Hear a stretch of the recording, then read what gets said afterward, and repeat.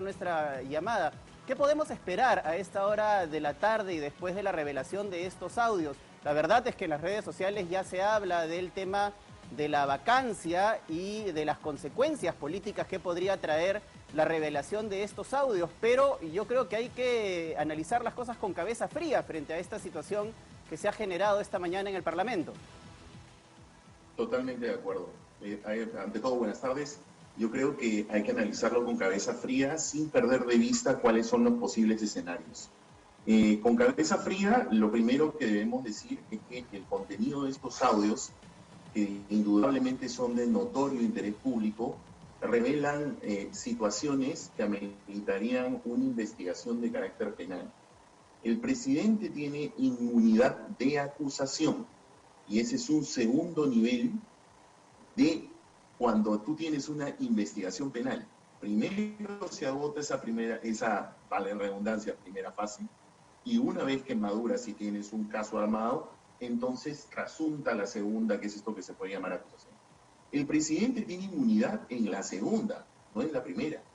Entonces, estos hechos ameritarían, y me supongo que debe ser lo más probable, de que la Fiscalía de la Nación decida iniciar una investigación preliminar sobre estos hechos. Eso desde el plano jurídico, en el plano penal, porque he escuchado varios están señalando de que esto puede ser prueba prohibida. Cuidado, hay que tener cuidado con este tema, porque primero que no tenemos la certeza si es una interceptación telefónica o del espacio donde han estado conversando. No tampoco tenemos la certeza si la persona que ha participado del diálogo es la conversación.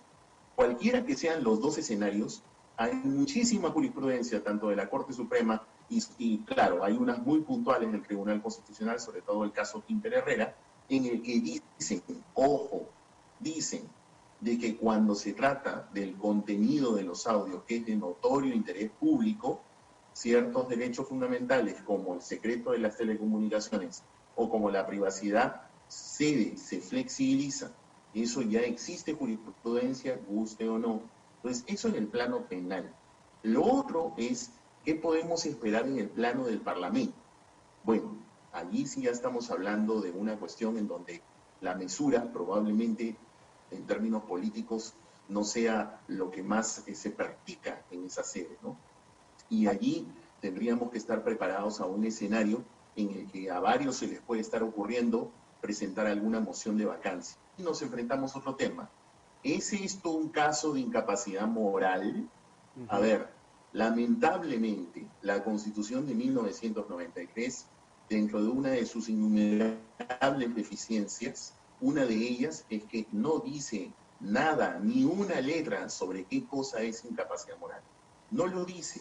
Anteriores constituciones en nuestra historia equiparaban la incapacidad moral a incapacidad mental, es cierto, pero en la historia, en la Constitución actual, no se dice nada. Y como no se dice nada, tenemos que ir a los antecedentes prácticos. Y hay dos. Uno es el primero, que fue el caso del señor Alberto Fujimori. Todos sabemos que renunció a la presidencia, pero el Pleno no le aceptó la renuncia y entonces le tramitaron una vacancia. ¿Vacancia por qué? Por los graves hechos, pues el audio, el video, Julio Montesinos y todo lo demás. Entonces, fue el primer caso donde se equiparó, ojo al dato, se equiparó incapacidad moral igual grave inconducta del presidente. Entonces, allí comenzamos a tener un primer antecedente parlamentario. Y el segundo, el caso que todos conocemos del señor Pedro Pablo Kuczynski, que tuvo 2 pedidos de vacancia, no 1, 2. El primero también fue por los casos de Odebrecht. Todos sabemos que la vacancia se tramitó, se admitió, se votó, pero cuando llegaron a la votación no se logró el mínimo de 87 votos que exige el reglamento. Entonces no se aprobó la vacancia. Luego cuando salieron los mamanivideos, todos sabemos lo de la negociación que hubo tras bambalinas, entonces se tramitó una segunda y ahí renunció. Entonces fueron otros casos donde se equiparó incapacidad moral igual grave inconducta. Entonces, nos guste o no, frente a la deficiencia de no decir qué cosa es incapacidad moral en la Constitución 93, tenemos estos 2 antecedentes prácticos. Y eso es una de las cosas que no podríamos descartar. No, ¿deberíamos llamar a la mesura? Sí, para mí hay que llamar a la mesura, pero tampoco podemos dejar de lado que en el Parlamento podrían echar mano de estos dos antecedentes para tramitar quizás un pedido de vacancia. Espero que los ánimos se calmen, porque son hechos graves sin duda, pero que ameritan investigaciones en la vía de la Fiscalía, y en el Parlamento podría pasar cualquier cosa. Este escenario no podría descartarse. Ahora, para situar un poco a nuestros televidentes en materia constitucional, el artículo 113 de la Constitución es la que habla del pedido de vacancia. Y claro, hay unas razones que están incluidas en el artículo 117, en los que está traición a la patria, cerrar el Congreso, impedir elecciones, impedir el funcionamiento del Parlamento.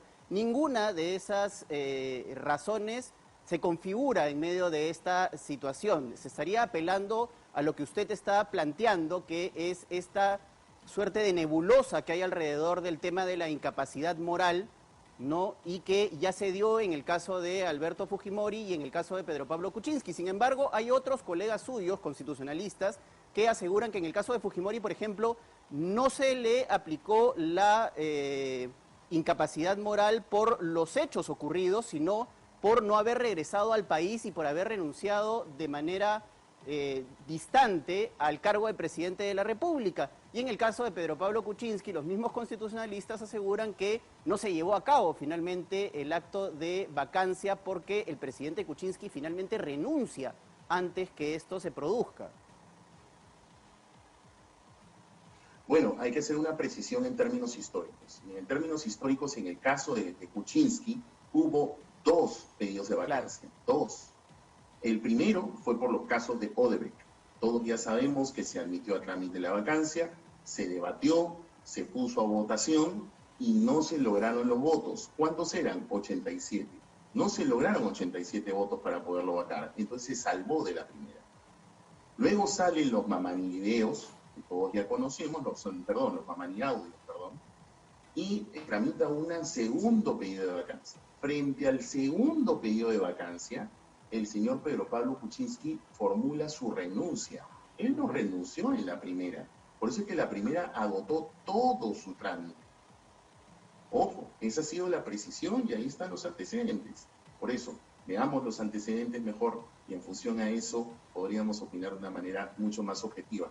Lo que yo estoy diciendo, y para ser totalmente precisos, es que, en mi opinión, el contenido de estos audios es un contenido bastante grave, pero que amerita una investigación. Creo que deberíamos llamar a la mesura. Para eso existe una Fiscalía de la Nación y debiese iniciar una investigación preliminar. Lo que estoy señalando es que en el plano del Parlamento, lamentablemente, creo que este Parlamento se ha caracterizado por no mostrar cierta mesura.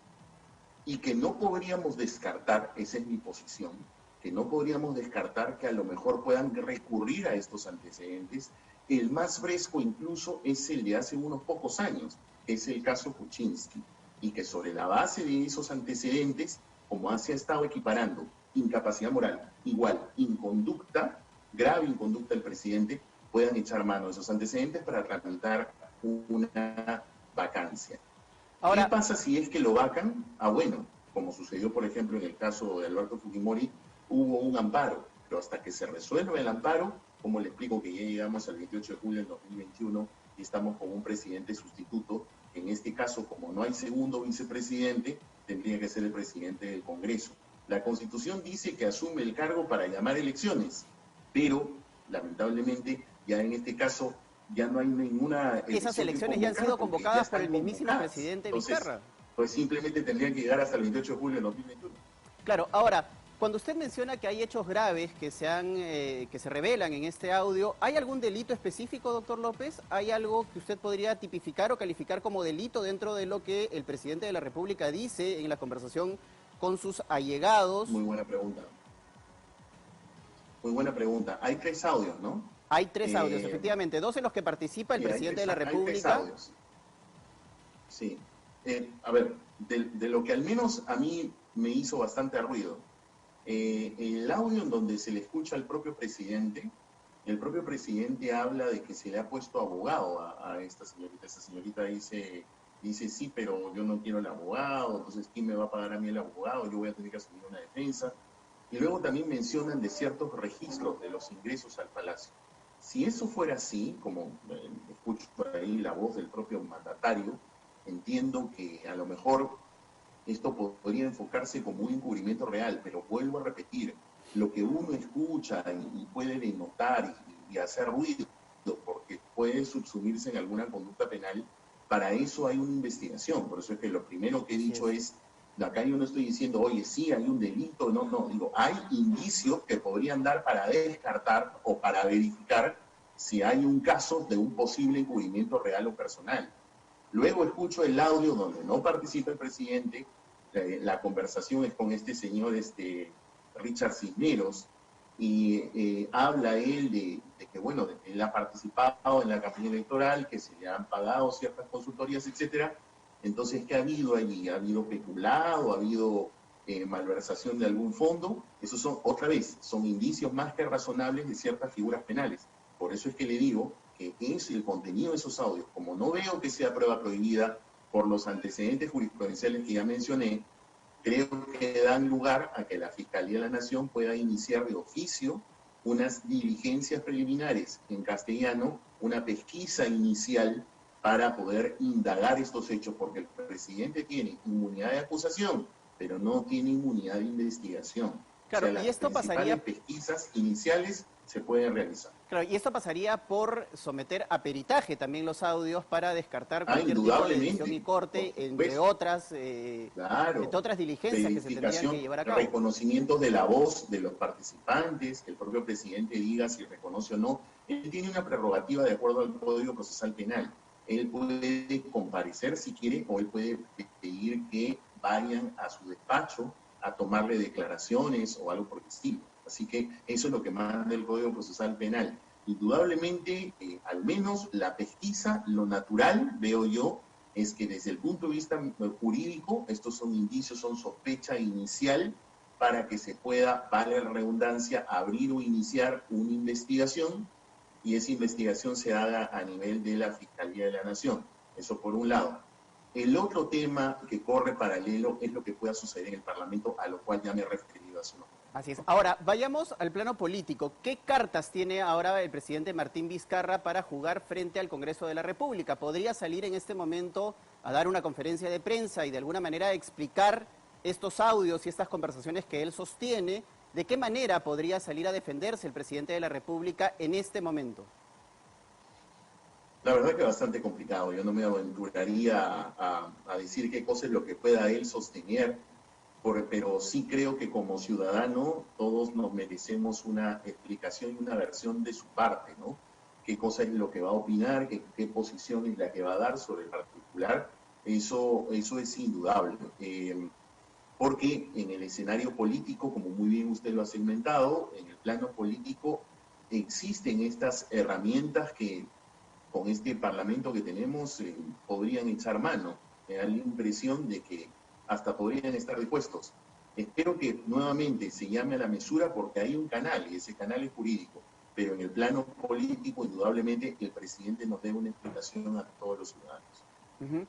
Doctor López, le pido que se quede con nosotros enganchados para continuar conversando sobre esta situación. Nos enlazamos rápidamente con nuestro compañero Brian Matías, que se encuentra en los exteriores del Congreso de la República, para que nos cuente el panorama de la situación a esta hora de la tarde. Brian, muy buenas tardes. Hola Paco, ¿qué tal? Muy buenas tardes. Bastante hermético, por lo menos es la actitud que han tomado, bastante hermética la actitud que han tomado varios legisladores que han salido ya del Parlamento de distintas bancadas, de Somos Perú, de Alianza para el Progreso, de Acción Popular, pues no han señalado una postura clara sobre un posible voto ante un eventual pedido de vacancia. Lo que se sabe es que en la Junta de Portavoces, que bueno, se ha ido a receso hasta las 3 de la tarde, se estaba debatiendo eso y se va a continuar con el debate. Hay dos bancadas, Unión por el Perú y Podemos, que están impulsando la vacancia. Se ha sometido a debate y lo que han pedido los legisladores de otras bancadas es escuchar, como lo han señalado, el audio total, que son aproximadamente 2 horas.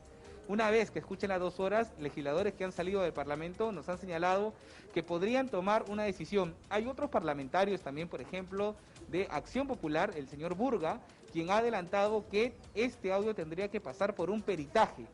Es decir, tendría que ya entrar el Ministerio Público a que realizara una investigación antes de tomar cualquier decisión en el Parlamento. Sobre la posible moción de vacancia, los números, bueno, se necesitan 26 firmas para poder presentar la moción ante el Pleno del Congreso. Para que esta pueda ser aceptada y debatida en el Pleno del Parlamento se necesitan 52 votos y para ser aprobada 87. Es el panorama, Paco, que tenemos a esta hora de la tarde. A las 3 se reanuda junta de portavoces en donde finalmente se decidiría si se presenta esta moción o no. Como señaló, y solo para repetir y recalcar, los parlamentarios hasta el momento, por lo menos los que han salido del hemiciclo, no han dado una postura clara, si estarían a favor o en contra de una posible moción de vacancia. Paco, no sé si tienes alguna consulta en estudios. Por ahora no, Brian, muchas gracias por esta información. Te pedimos que te mantengas en el lugar para comunicarnos ante cualquier situación. Nosotros retomamos la comunicación con el doctor Luciano López para hablar de uno de estos escenarios posibles en medio de esta crisis, esta nueva crisis que se ha generado desde el Parlamento de la República. Doctor López, hablemos ya del tema de la vacancia y que es un panorama posible dentro de esta situación que estamos viviendo en este momento. ¿Qué se necesita? Se necesitan 26 firmas para poder presentar esta moción de vacancia ante el Pleno del Congreso de la República. ¿Y qué es lo que sigue a continuación para explicarle a los televidentes el procedimiento de este panorama o de este escenario que podría darse en las próximas horas? Correcto. El procedimiento es este. Cualquier bancada tiene que preparar un documento que se llama moción de orden del día. El reglamento del Congreso señala que en esa moción, en ese documento, deben constar los argumentos en los que se sustenta la vacancia y debe estar acompañada, ojo, tiene que estar acompañada de los medios probatorios que lo sustentan. En este caso, evidentemente son los USBs que contienen estas declaraciones. Luego, con esas 26 firmas se presenta, el presidente del Parlamento entonces tiene que dar cuenta a la representación nacional y al momento de dar cuenta se puede decidir la admisión. La admisión es para que se abra el trámite, para que entienda la ciudadanía, para que recién entonces se pueda agendar una sesión donde se va a debatir. Para decidir la admisión se requieren 52 votos. Con 52 votos se decide la admisión. Una vez que se admite a trámite, dice el reglamento del Congreso que la sesión de debate de la moción debe ser en un plazo que cuando menos sea en el tercer día siguiente a decidida la admisión al trámite. Se le tiene que dar cuenta, evidentemente, al presidente de la República, porque en la sesión él tiene derecho a hacer su defensa.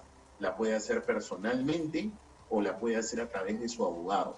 Recordemos en el caso Kuczynski, así es, recordemos que el presidente en ese momento, él no hizo su defensa, sino envió a su abogado, que fue el doctor Borea, claro, y él hizo la locución, hizo los alegatos de defensa. Después de ello, se pone a votación. La votación, como ya se ha indicado, se requiere una votación no menor de 87 votos para lograr la vacancia. Claro. Si se vota y se logran los 87 votos y se vaca al presidente de la República, se tiene que emitir la resolución legislativa, se publica en el diario El Peruano y dice el reglamento del Congreso que rige, o sea, entra a tallar ya para tomar juramento al presidente sustituto, una vez que se le pone en conocimiento al presidente de la República o al presidente del Consejo de Ministros. Eso es lo que ordena el artículo 89A del reglamento del Congreso de la República. Si se da ese escenario, quien tendría que asumir como presidente sustituto es el presidente del Congreso, como lo manda la Constitución, pero como dije hace un momento, ya no convocaría elecciones, que es lo que ordena la Constitución, porque las elecciones, como todos sabemos, el presidente del Congreso tendría que mantenerse en el cargo hasta el 28 de julio del año 2020. Ahora, también existe la posibilidad, de acuerdo al artículo 89A del reglamento del Congreso, que este tiempo de 3 a 10 días se reduzca si es que hay un acuerdo de los parlamentarios para debatir de manera inmediata esta moción de censura, ¿verdad? 104 votos. se necesitan 104 votos. Ujú. O sea, se ha previsto la posibilidad de que ante una situación tan evidente, tan urgente, ¿no? Si es que 104 parlamentarios deciden que se pueda reducir el plazo de los 3 y 10 días, que es lo que manda el reglamento del Congreso, entonces se pueda decidir antes, en un debate con derecho de defensa, etcétera. Pero se requiere una votación bastante alta, son 104 votos. Claro, y en caso de que Manuel Merino de Lama asuma la presidencia en una eventual vacancia, el Congreso continúa sesionando, eligiendo una nueva cabeza del Parlamento, ¿verdad? Por supuesto, existe incluso una ley que se dictó en el gobierno de Paniagua para poder aclarar esa situación de qué sucede cuando el presidente del Congreso asume la encargatura de la presidencia de la República. Esta ley señala de que el presidente del Congreso no vaca en su cargo, sino de que simplemente se elige un nuevo presidente del Congreso. No es que se modifica toda la mesa, por si acaso. No es que entonces hay que elegir una nueva mesa directiva. No es que asume el vicepresidente tampoco. Presidente del Parlamento. O sea, No, no es exactamente, porque por eso le digo, como esta situación de vacío ocurrió cuando fue la caída del Fujimorato, se dictó una ley que justamente precisaba estas situaciones, que decía que el presidente del Congreso no vaca en el cargo, porque está haciendo una encargatura por mandato de la Constitución del cargo presidencial, y que en esas situaciones el presidente del Parlamento tenía que ser sustituido. Así es. Muchas gracias, doctor López.